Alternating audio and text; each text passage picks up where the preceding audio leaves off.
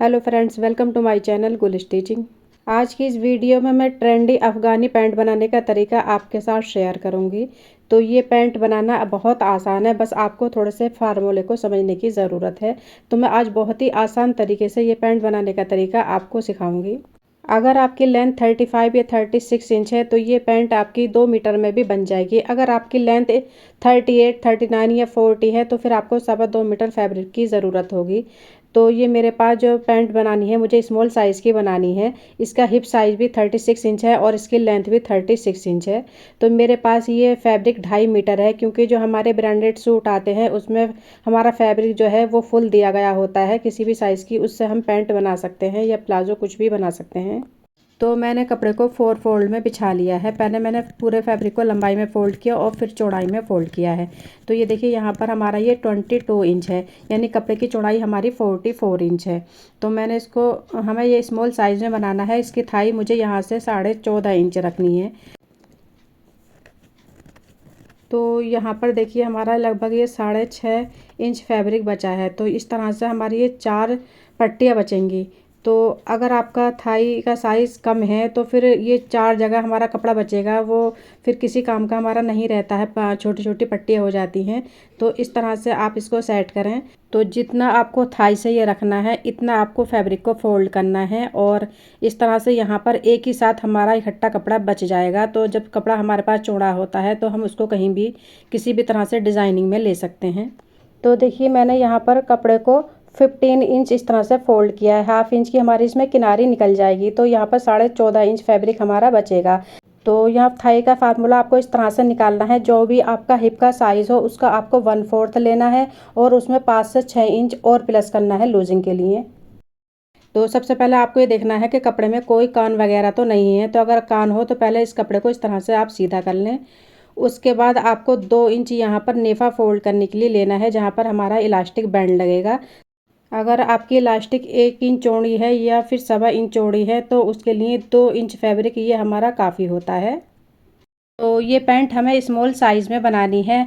इसकी लेंथ भी हमारी 36 इंच है और हिप साइज़ भी 36 इंच है। तो उसी के अकॉर्डिंग हम इसके क्रोच की मार्किंग करते हैं। तो देखिए, हम यहाँ पर इसका जो ऊपर से घेर रखेंगे, तो जो भी हमारा हिप का साइज़ है उसका 1/4 आपको लेना है। तो जैसे हमारा 36 इंच है तो मैंने यहाँ से 9 इंच लिया है उसका से, और उसमें आपको यहाँ पर लूजिंग ऐड करनी है। तो 2.5 से 3 इंच आपको इसमें लूजिंग ऐड करनी है। अगर आपको ऊपर से ज़्यादा लूज़ नहीं चाहिए तो आप 2.5 इंच पर मार्क कर लें, और अगर आपको थोड़ा सा एक्स्ट्रा लूज़ चाहिए तो आप 3 इंच भी ऐड कर सकते हैं। तो मैंने यहाँ पर 2.5 इंच इसमें ऐड किया है। तो अपने हिप का चौथाई भाग लेना है और इसमें 2.5 इंच लूजिंग ऐड करनी है। तो ये टोटल हमारा 11.5 इंच हो गया है। क्रोच की लेंथ भी हम यहाँ पर 11.5 इंच ही रखेंगे। हमारा हिप साइज़ का 1/4 होता है 9 इंच, यानी 9 इंच, और इसमें हमने 2.5 इंच लूजिंग ऐड की तो ये 11.5 इंच हो गया है। तो ये स्मॉल साइज़ है। अगर आपका मीडियम साइज़ है तो आप इसकी क्रोच की लेंथ 12 इंच रखें। अगर लार्ज साइज़ है तो 12.5 इंच रखें। और 12.5 इंच से आपको ज़्यादा रखने की ज़रूरत नहीं है, क्योंकि जब हम इसकी गोलाई करते हैं क्रोच की तो इसका आसन का साइज़ बड़ा हो जाता है। तो जैसे जैसे आपका थाई का साइज़ बढ़ेगा वैसे वैसे आपकी क्रोच की इसकी लेंथ भी बढ़ जाती है। तो देखिए, जैसे मैंने यहाँ पर 11.5 इंच पर मार्क किया है तो ये सिलने के बाद लगभग 13 इंच हो जाएगा, क्योंकि जैसे हमारे यहाँ पर इसकी गोलाई की शेप देते हैं तो उससे हमारे आसन का साइज़ बड़ा हो जाता है। तो देखिए, मैंने यहाँ पर 11.5 इंच पर मार्क किया है। तो आपको अपने साइज़ के अकॉर्डिंग इसकी मार्किंग करनी है। यहाँ पर हमने ये एक लाइन ड्रॉ कर ली है। तो अब देखिए, जैसे ये हमारा यहाँ पर 11.5 इंच था तो नीचे भी हमें इस 11.5 इंच पर भी इस तरह से मार्क करना है, और यहाँ पर भी एक लाइन ड्रॉ कर लेनी है। तो अब यहाँ पर हम इसकी क्रोच की शेप देंगे। तो यहाँ पर हमें हल्की सी गोलाई की शेप देनी है, बहुत ज़्यादा हमें इस तरह से डीप शेप नहीं देनी है। जब आप डीप कटिंग करते हैं तो इससे हमारे जो आसन है उसमें खिंचाव आता है। इस तरह से आप कभी भी इसकी शेप ना दें, हल्की सी गोलाई रखते हुए इसकी शेप देनी है आपको। अब इसकी हम फुल लेंथ की मार्किंग करेंगे। तो 2 इंच तो ऊपर छोड़ देंगे हम इस तरह से नेफा फोल्ड करने के लिए, और यहाँ से रखकर इंची टेप हम इसकी लेंथ की मार्किंग करेंगे। तो जैसे कि हमारी लेंथ है यहाँ पर रेडी 36 इंच, ठीक है। तो इसमें हम 1.5 इंच की नीचे पट्टी लगाएंगे अलग से। तो 1.5 इंच हम कम रखेंगे तो यहाँ पर हो जाता है हमारा 34.5 इंच। तो उसमें हमारा हाफ इंच सिलाई में भी जाएगा। तो हम इसको 35 इंच, यानी हमारी 36 इंच लेंथ है तो 35 इंच पर मार्क करेंगे, यानी 1 इंच हम फुल लेंथ से कम करेंगे। और 1.5 इंच की हमारी जब पट्टी ऐड हो जाएगी तो हमारा ये 36 इंच रेडी हो जाएगी हमारी पैंट। तो हमें यहाँ पर 35 इंच पर इस तरह से मार्क करना है और एक सीधी लाइन ड्रॉ कर लेनी है। ठीक है, अब आपको देखना है कि हमारी मोरी का जो रेडी साइज़ है वो अब हमें कितना रखना है। तो हमारे इसका मोरी का साइज़ है यहाँ पर 5.5 इंच, और 1 इंच हम इसमें सिलाई का मार्जिन ऐड करेंगे तो ये हो गया 6.5 इंच। तो जो भी हमारा रेडी मोरी का साइज़ होता है उससे हमें डबल फैब्रिक यहाँ पर रखना होता है। मान लीजिए अगर आपका रेडी साइज़ मोरी का 6 इंच है तो उसमें 1 इंच आप प्लस करेंगे सिलाई के मार्जिन के लिए, तो 7 इंच हो गया, और 7 इंच का डबल हो गया हमारा 14 इंच। अगर आपको 6 इंच की मोरी रेडी रखनी है तो आपको 14 इंच फैब्रिक हमें नीचे से रखना होगा। हमारी मोरी का साइज़ है यहाँ पर 5.5 इंच, 1 इंच हमने उसमें सिलाई मार्जिन ऐड किया तो हो गया 6.5 इंच, और 6.5 इंच का डबल होता है 13 इंच। तो 13 इंच पर हमने ये मार्क किया, और इस तरह से हमारे ये पैंट वाला स्केल लेना है इस तरह से। अगर आपके पास ये स्केल नहीं है तो हाथ से भी आप ये शेप दे सकते हैं। अब हमें इसकी कटिंग करनी है, तो देखिए ये हमारी कटिंग हो गई है। तो चलिए अब इसकी स्टिचिंग करते हैं। तो ये देखिए हमारे नीचे ये बॉटम की साइड है, यानी मोरी वाली साइड है, इसके सेंटर में मैंने ये एक छोटा सा कट लगा लिया है।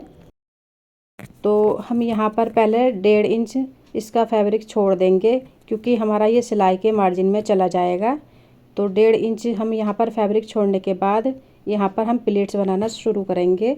तो यहाँ पर हमें छोटी छोटी सी प्लेट्स बनानी है। जो भी हम प्लेट बनाएंगे उसकी गहराई हमारी टोटल 1/2 इंच फैब्रिक उसके अंदर जाना चाहिए, 1/2 इंच या उससे थोड़ा सा कम। तो बहुत ही थोड़ा सा फैब्रिक लेते हुए मैं यहाँ पर छोटी छोटी सी प्लेट्स बना रही हूँ। तो इसका जो प्लेट्स का गैप है वो भी 1/2 इंच से थोड़ा सा कम है, यानी हमें छोटे साइज़ में ही ये प्लेटें बनानी है, और फैब्रिक भी इसके अंदर जो इंसर्ट करना है वो भी बहुत ही कम करना है। तो देखिए हमारा हाफ फैब्रिक में प्लेट्स पड़ गई हैं। तो अब हमें इसको चेक कर लेना है कि ये हमारे मोरी का साइज़ कम तो नहीं है। तो देखिए यहाँ पर ये 6.5 इंच हमारा आ गया है। तो हमें 5.5 इंच मोरी का साइज़ रखना है इस तरह से। और ये हमारा जो कपड़ा बचेगा तो ये हमारा सिलाई का मार्जिन है। तो इसी तरह से हमारा दूसरी साइड में भी हमें प्लेट्स डाल लेनी है। दूसरी साइड में भी हमें 6.5 इंच में ही इसी तरह से प्लेट्स बनानी है। तो आप प्लेट्स बनाने के बाद आपको ये चेक करना होता है कि जो हमें रेडी साइज़ चाहिए वो हमारे पास है या नहीं। अगर आपके प्लेट्स ज़्यादा गहरी पड़ जाती हैं, आपका फैब्रिक कम रह जाता है, तो आपको खोल कर दोबारा प्लेट्स बनानी पड़ेंगी। तो देखिए हम इसको चेक कर लेते हैं। तो देखिए हमारा ये 13 इंच यहाँ पर पूरा है, तो हमें 13 इंच ही चाहिए था। अब नीचे हमें इसमें यहाँ पर बुकरम की पट्टी अटैच करनी है। तो मैंने ये बुकरम की पट्टी कपड़े पर अटैच कर ली है। तो इसकी चौड़ाई रखी है मैंने 1.5 इंच, और लंबाई हम अपने साइज़ के अकॉर्डिंग रखेंगे। 1/2 इंच कपड़ा मैंने इस तरह से इसके ऊपर पेस्ट कर लिया था, और 1/2 इंच हमारा ये दूसरी साइड में भी सिलाई मार्जिन हमने छोड़ा है। तो ये हम उल्टी साइड से रख कर अटैच करेंगे। तो ये देखिए हमारे कपड़े की ये रॉन्ग साइड है। रॉन्ग साइड से रख कर आपको इसको अटैच करना है। तो जो हमारा बुकरम जिस पे हमने पेस्ट किया है उसको अटैच नहीं करना है। जो दूसरी साइड है हमारी, जो 1/2 इंच कपड़ा हमने इसमें सिलाई मार्जिन रखा था, तो इसको 1/2 इंच की सिलाई हमें रखनी है। तो और ये ध्यान रखना है जो हमने सिलाई पहले की है तो उससे बाहर की साइड ही हमारी सिलाई होनी चाहिए। वो सिलाई हमारी बाहर की साइड को नज़र नहीं आनी चाहिए। उससे बाहर बाहर की साइड ही मैं ये सिलाई लगा रही हूँ, जो पहले हमारी सिलाई लगी हुई थी। अभी देखिए इसको ऊपर की साइड को पलट लेंगे, और यहाँ पर हम किनारे की सिलाई लगाएंगे।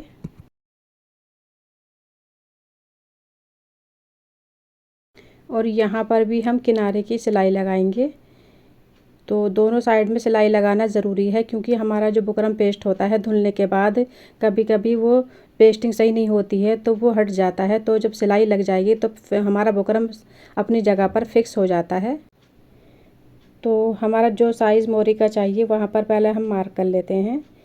तो जैसे हमें यहाँ पर रेडी साइज़ चाहिए 5.5 इंच, तो यहाँ पर हल्की सी तिरछी लाइन हमें ड्रॉ करनी है। इस तरह से एकदम सीधी सिलाई नहीं लगानी होती, हल्की सी तिरछा इस तरह से हमें रखते हुए सिलाई आगे लेके जानी है।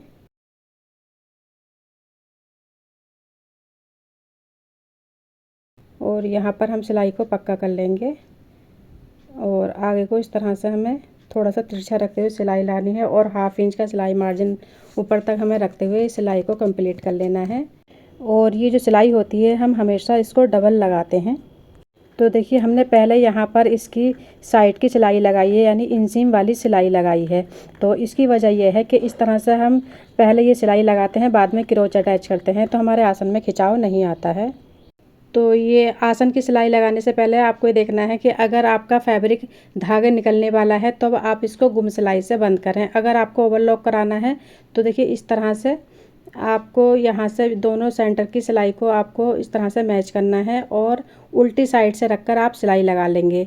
ठीक है, तो इससे अगर आपके धागे नहीं निकलते हैं तब भी आप इस तरह से सिलाई लगा सकते हैं और अगर आपको ओवरलॉक कराना है तब भी इसी तरह से सिलाई लगा सकते हैं।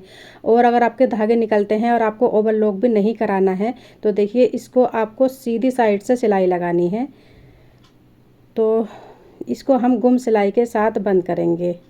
ठीक है, तो दोनों ये जो क्रोच की जो सिलाइयाँ हैं ये ऊपर की साइड को रहेंगी यानी हमारी सीधी साइड ऊपर रहेगी और हम यहाँ पर एक पैर का सिलाई का मार्जिन रखते हुए पूरे में सिलाई लगाएंगे।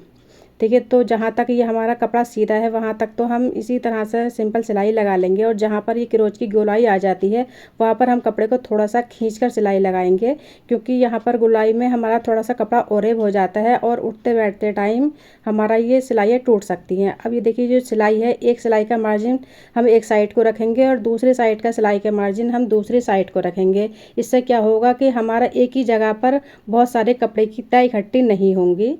तो इसी तरह से हमें ये सिलाई को कंप्लीट कर लेना है और इसको जो भी हमारा इसमें सिलाई के धागे होते हैं एक्स्ट्रा या कहीं से चौड़ी सिलाई हमारी होती है तो इसको हम पहले अच्छे से सेट कर लेंगे। जो एक्स्ट्रा धागा है, एक्स्ट्रा फैब्रिक है, इस तरह से आपको उसको कटिंग कर लेना है क्योंकि अगर हम इसको ऐसे ही सिलाई लगा देंगे तो कपड़े की सीधी साइड में हमारे ये धागे वगैरह नज़र आ सकते हैं। तो जहाँ जहाँ पर मुझे ये लग रहा है थोड़ा सा फैब्रिक ज़्यादा है या कोई धागा निकला हुआ है तो इस तरह से मैंने इसको पहले नीट कर लिया है।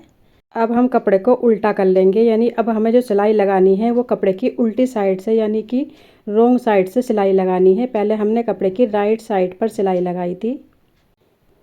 तो ये देखिए हमारे कपड़े की सीधी साइड पर ये सिलाई लगाई है। इस तरह से अब हम कपड़े को उल्टी साइड पर इस तरह से रखेंगे और यहाँ पर हम 1/2 इंच से थोड़ी सी कम यहाँ पर सिलाई का मार्जिन रखते हुए सिलाई लगाएंगे और यहाँ पर भी गोलाई वाली जगह पर हमें सिलाई को थोड़ा सा खींचते हुए सिलाई लगानी है। अगर सिलाई खींच के नहीं लगाएंगे तो उठते बैठते टाइम हमारी सिलाइयाँ टूट जाती हैं। तो अब ये देखिए सिलाई का एक मार्जिन हमने एक साइड को रखा है और दूसरा मार्जिन दूसरी साइड को रखा है। तो इसी तरह से दोनों साइड का मार्जिन रखते हुए हमें दोनों साइड को करते हुए यहाँ पर भी ये सिलाई लगानी है।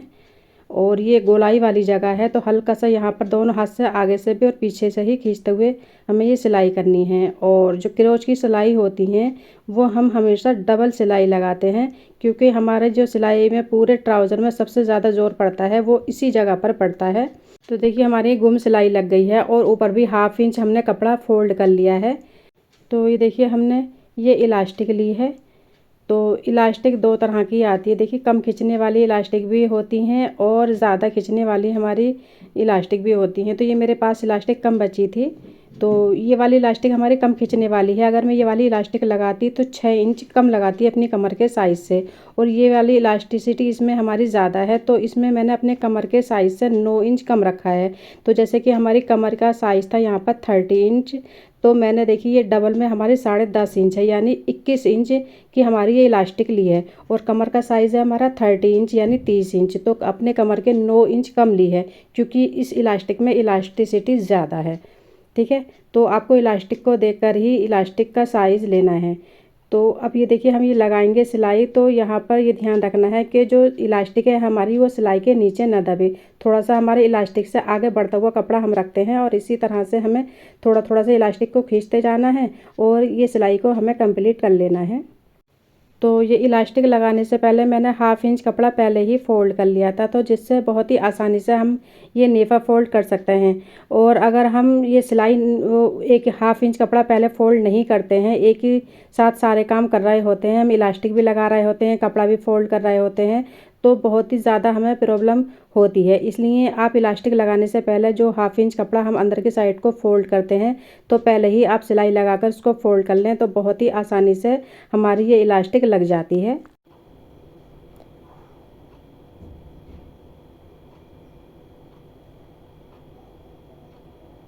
तो और यहाँ पर देखिए मेरा कपड़ा थोड़ा सा लूज़ हो रहा है, तो मैंने यहाँ पर एक छोटी सी प्लेट बनाई है। तो इस तरह से आपका भी हो सकता है, तो आप छोटी सी प्लेट्स बना सकते हैं। तो इस तरह से हम सब तरफ से कपड़े को इस तरह से खींचेंगे, तो जो हमारी इसमें गैदर्स होती हैं, जो प्लेट्स बनेंगी, वो सब तरफ एक बराबर हो जाएंगी। और इस तरह से खींचने के बाद इसके सेंटर में हम एक सिलाई लगाएंगे। तो यहाँ पर एक सिलाई भी लगाई जाती है और एक एक पैर की यहाँ पर हम 2 सिलाई भी लगा सकते हैं, रेडीमेड स्टाइल में जिस तरह से आती हैं।